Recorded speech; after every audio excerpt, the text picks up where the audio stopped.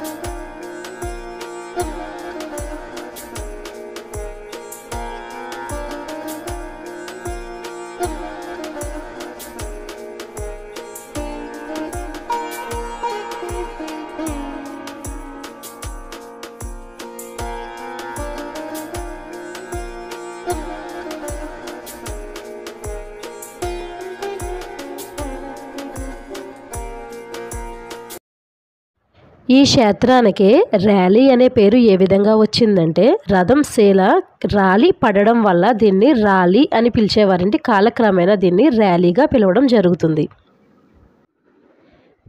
ఇదేనండి శ్రీ జగన్మోహిని కేశవస్వామి వారి దేవాలయం. మనం టెంపుల్ దగ్గరికి వచ్చేసాం. ఇక్కడ స్వామివారిని 2 విధాలుగా దర్శించుకోవచ్చండి. ఒకటి ఉచిత దర్శనం, 2 20 రూపాయల దర్శనం అండి. మనం ఏ దేవాలయానికి వెళ్ళినా గర్భాలయంలోకి అనుమతించరండి, కానీ ఈ ర్యాలీ టెంపుల్లో మాత్రం మనల్ని గర్భాలయంలోకి తీసుకువెళ్ళి దీపకాంతి వెలుగులో స్వయంగా వెలిసిన స్వామివారి గురించి మనకి వివరిస్తారండి. అలానే స్వామివారి పాదాల కింద ఏ కాలంలో అయినా సరే స్వయంభూగా గంగాజలం ప్రవహిస్తూ ఉంటుందంటండి. అది కూడా మనకి అర్చక స్వామివారు చూపిస్తారు. అది కూడా తప్పకుండా చూడండి.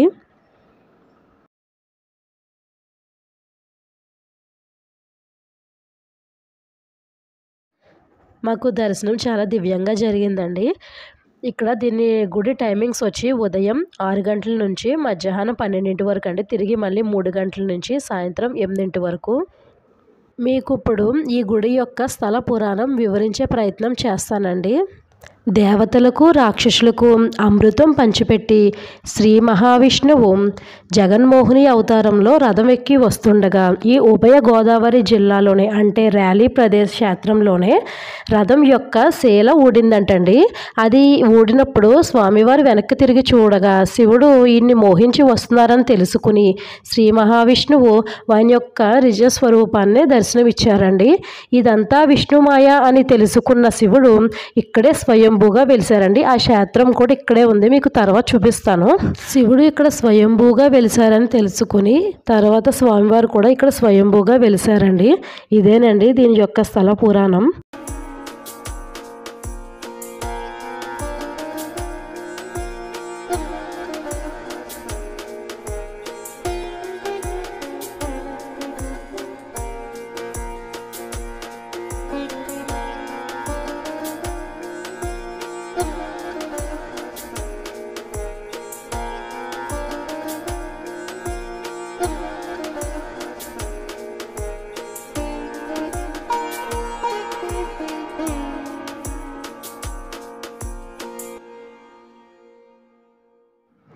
మీకు చెప్పాను కదండి, ఇక్కడే శివాలయం స్వయంభూగా వెలిసిందండి. ఇదేనండి శ్రీ ఉమా కమండేశ్వర స్వామి ఆలయం అండి. పదండి లోనికి వెళ్దాం.